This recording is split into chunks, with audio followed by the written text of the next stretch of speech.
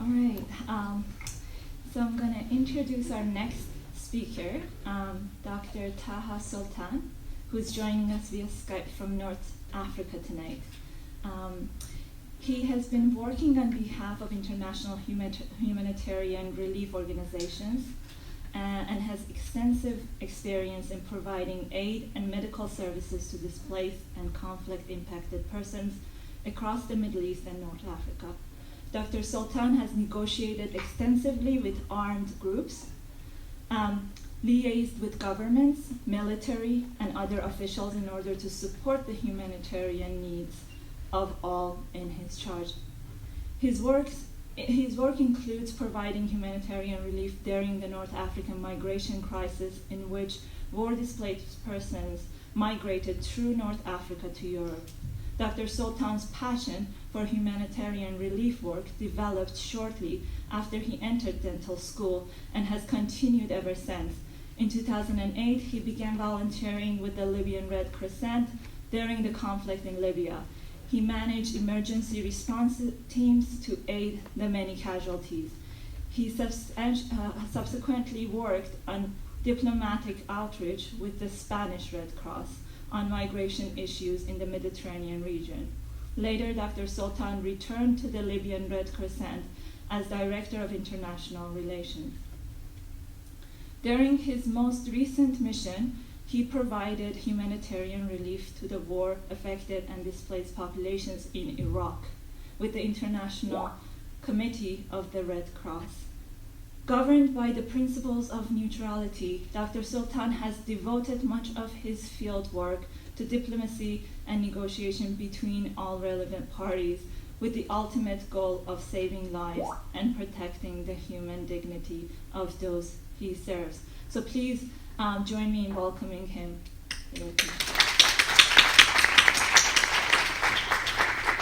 Thank you, Malika, for the thorough introduction. Yes, I want to make sure everyone knows what an amazing person you are. You are very inspiring, and you've had an interesting path of career too. You started as a dentist. You studied dentistry and took this very interesting path, which is inspiring for me personally. Could you tell us a little bit about how you engaged with these types of humanitarian organizations? First of all, thank you for giving me the chance to speak with you and your guests, and I want to congratulate you for the amazing job that you're doing and that you're supporting, and especially organizing such an event that might give an insight on the other view of this crisis that happened across the globe. For this reason, like myself or yourself or any other who speaks about this humanitarian crises, I joined the humanitarian field before the war started in Libya, trying to support, like helping the community, because every place there are people suffering in some extent.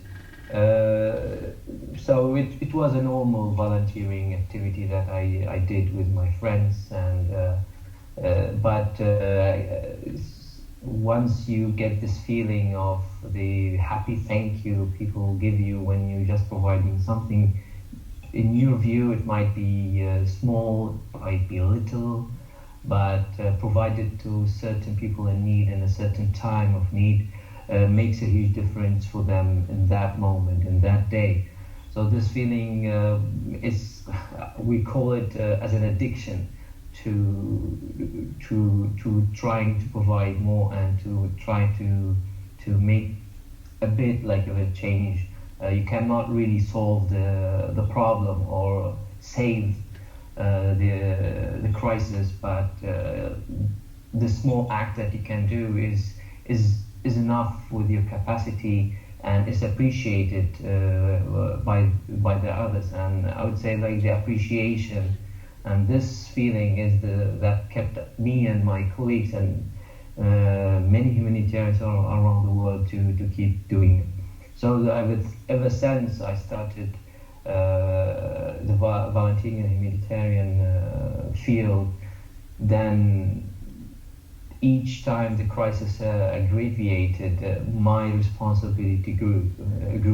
And from being a paramedic in the war in 2011 to respond managing emergency teams in 2013-14 in Libya, to the migration crisis, then I had to grow my skills more to serve more diplomatically. As we all know, working on the ground only wouldn't be efficient if it didn't have the support in a more manageable, managing or let's say diplomatic level. By profession and education, I'm a dentist. I graduated and worked at a dentist, but the effect and that I could do was more out of this field than being in it, and so I took the decision to follow this field and face the challenges that I face during this work, and it is rewarding. I would say it's challenging, it's difficult. Sometimes it's not clear what I'm doing. Sometimes I don't know if what I'm doing is the right thing I should do, but at least we're trying, and this is rewarding. Thank you. So I know you saw the film Taste of Cement as well, and I think Charlie was helping you see the discussion with the director. So I want to ask a question related to that. The film captures people who have been displaced by one war, working to build another war, and while the countries associated with it is Syria and Lebanon, it appears as a very universal story, one that could happen in any place. When Ziad asked who's going to build Syria, it was like, with the recent tensions between Iran and US, it might be my people from Iran rebuilding your war. So there is something that really is very universal and very human, beyond any particular nation or people. I know you've just returned from Iraq, and you had some interesting experiences there. What I would like to ask you is to tell us a little bit about, so Iraq has experienced decades of war and violence, back-to-back war, whether it was with Iran or with US and the allies. What I would like to have you explain to us, did all of that violence take away the humanity from Iraq? The first thing that I would really try to point from what I've seen from the film, that the level of destruction cannot be really seen through any screen, and you can imagine like the people leaving their homes not because it's difficult to live in, but because they don't exist anymore. And for the people to leave their homes, to leave memories, to leave their place of security, that their own place, not just the place they buy, but this is their own place that they feel home in, it's really difficult for them. So it's not easy for anyone to just leave their homes and just move away. And imagine the stress that we normally have when we just move out to another house, another area, another neighborhood. So this is much more with the people who are forced to leave or exiled from their homes. The destruction that caused by war are never enough. There is no scale for war destruction. That's why people don't have really a scale of understanding, like until when this war will continue, or until what level they will lose their homes. So they try every time to rebuild it. And I've seen people in Iraq, in Libya, rebuilding their homes like 5 or 6 times. And for me, it was at the beginning. For me, it wasn't something big. Like if it was destroyed for the 3rd time, Didn't you really assume that you might be destroyed for the fourth? And they would say, yes, we will build it again, even if it's for the 10th time. And when I ask them the normal question, why don't you leave?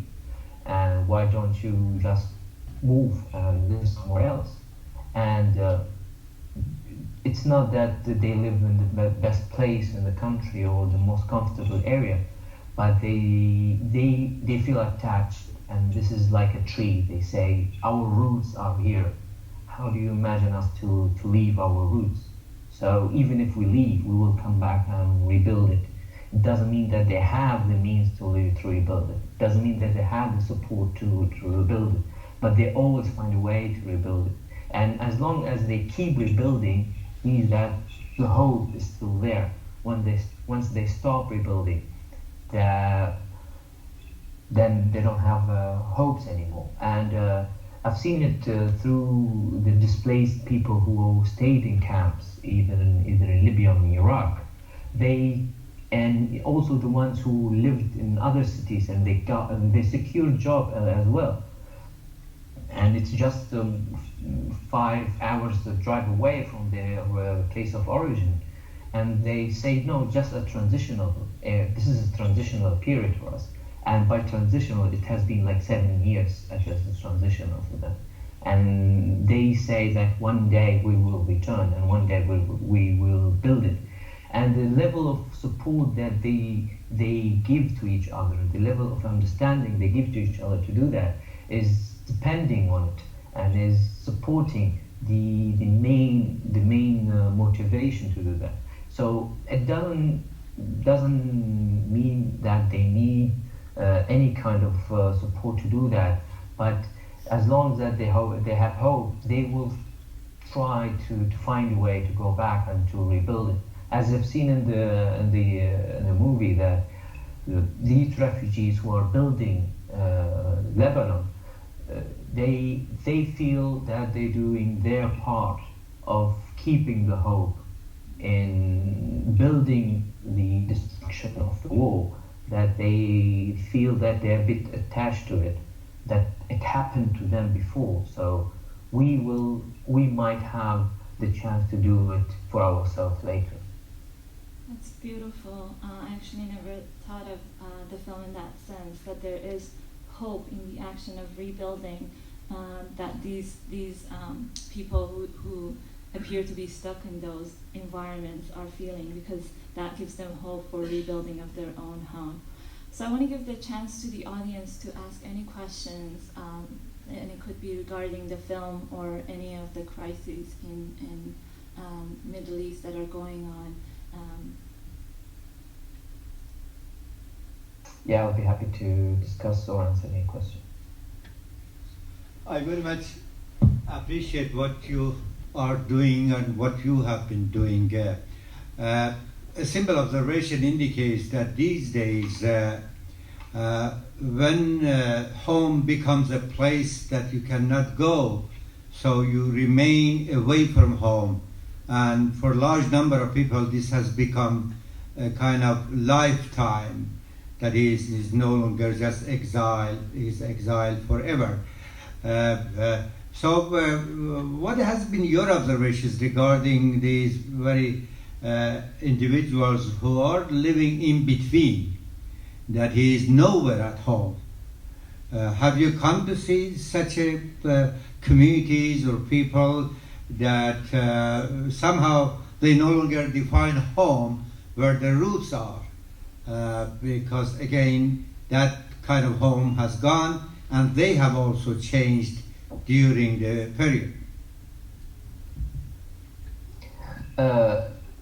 Thank you for the question. That also, this is the dilemma that many of the refugees and asylum seekers or migrants they go through. And what I've seen is that there are two types of the people, or let's say, people who try to develop themselves, try to live and strive to build themselves, and until the time has come for them to come home and go back to their homes. And the others who really feel engaged in the community that they start living in started once they start rebuilding it, once they start contributing to building that community. Because the main reason that they feel home in their own home and they feel the roots in their own home, that not only that they grew there, but the father has built the house. They contributed in farming the land. They contributed in building the land. They contributed in education, educating the communities. So that's why they feel that this is our home. I contributed in building this. Many say, I fought for this land. We were fighting for the war, in the war, we defended this land. So this is our home. So their home is until the extent they were willing to die for. So once they have, like say, a new home, it started when it starts being the home, once they really start contributing and farming or building it in the sense of it, not just in an act. So many, like in, let's say, what I've seen from the displaced, internally displaced people, the people who have roots from other side of the country and start now living in the opposite side. Once they start really building in it and contributing and making their own places, not just buying them. So this is how they make their new home. The roots, the origin will always stay there. But once they have the choice to come back, not they're forced to not coming back. So then they can make their new home. But until they, this is my experience and what I've received, that when they still feel that they cannot go home, it's not a choice. So there's a difference. There's a huge difference between not being able to go home exiled or forced to leave and choosing just to have new life in a new place. I don't know if I answered the question. Thank you, Taha. Anyone else? There's a question back there.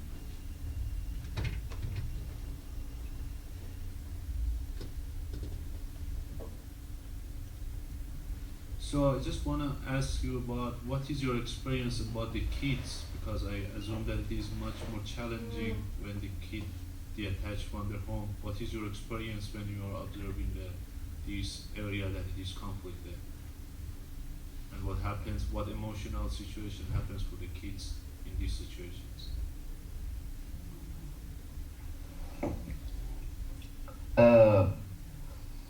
Well, the kids are the most sensitive, risky victims. At the same time, they are the easiest one to deal with in terms of feeling home or new home. The memories of the kids during the move are like carving on stones. They cannot really be forgotten or just replaced by a new, let's say, in the future, after several years, they will give them a new lie that this has happened.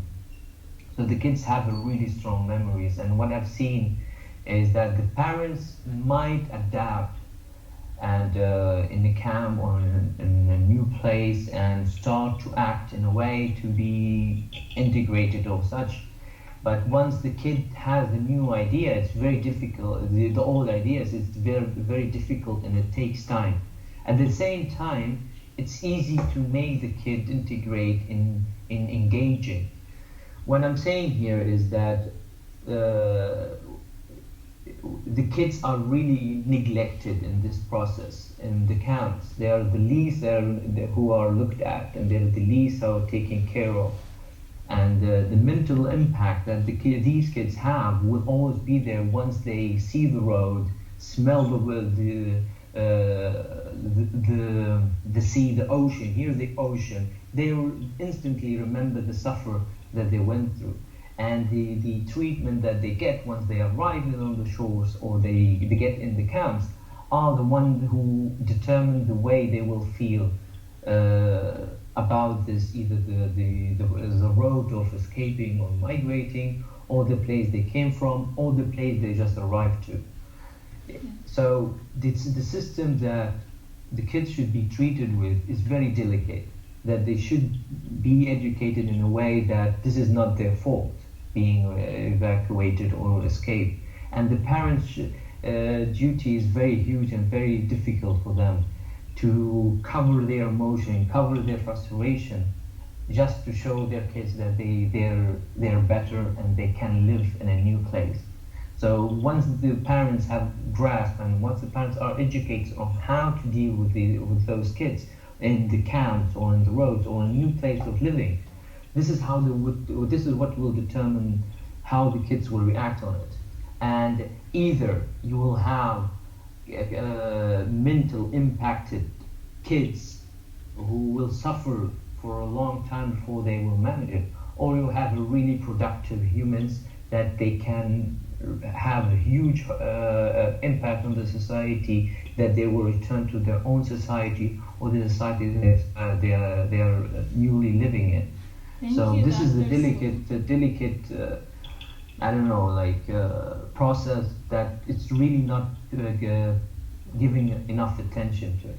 Thank you very much. I love how you bring hope to every answer that you are giving, and it's beautiful. Yes, they can turn into very productive, amazing, influential human beings as well. I want to ask the last question because we're out of time. In these very complex regions, where both the local politics and the international politics can be very challenging to figure out, how do you stay neutral, and how does that relate to the work that you do? Well, our job as humanitarians, as one of my colleagues have stated, is not just addressing the needs or the consequences of the conflict and the war or crisis or suffering. Is also to address the people themselves and hear them and understand their feelings and their suffering. And this is something I tell my colleagues, that nobody is neutral inside. You always cheer for one of the teams, you always cheer one of the parties, but it's not how you feel inside determines your neutrality and impartiality. Is your action. How do you deal with it? How do you treat the victims? How you respond to the needs? And staying neutral, in my opinion, is paired and attached to humanitarians. So you cannot be a humanitarian without being neutral and impartial. You cannot be a humanitarian if you choose who to help according to the gender, race, religion, or whatsoever. So staying neutral is an act, and I believe that every human being can stay neutral. And I just want to share one of the stories that happened with me in Libya. That when a military group has controlled one of the military base of their enemies, the other side, and they killed all of them inside. So going inside to this base after a negotiation for 3 days and allowing only the Red Crescent to enter and to grab these bodies, just to bring them to their loved ones. They know they're not alive, but just to bring them to their loved ones was a challenge. Getting inside this space, knowing that those are the ones who have killed our friends and our loved ones, and among those were 4 of them close friends of mine. But it didn't say that I'm with those guys who killed it, or I don't hate them, or I'm not against them. But the act that I did that day, the act that my team has performed that day, of neutrality, of not showing any hostility against them, just doing our job and going back, allowed us to continue our humanitarian work, allowed us to address all the needs and engage with all parties. If the neutrality and impartiality was not part of our humanitarian work, then we are just the assisting part of one of the sides. Staying neutral and impartial is not an easy task, an easy job, But once you engage in and focus in the human needs only, not the cause, not their ideology, or not their motives, just the human needs, the beneficiaries, the casualties. This is the core thing that it supports and gains the trust and makes us address the exact needs of these people, not just assuming and give them whatever we think they need, but what they really want, and will support them. It's a really difficult thing to explain, and it will take more time for us to go through this. So I hope I give an insight about it. I think you explained it beautifully. Thanks again, and thank you for bringing hope to us. It's people like you that give me hope for even the most complicated regions like the Middle East. So thank you for everything that you're doing. Thank you for joining us at such a hard time. I know it's you are also extremely busy, and this is the middle of the night for you as well. So thank you very much again. Thank you.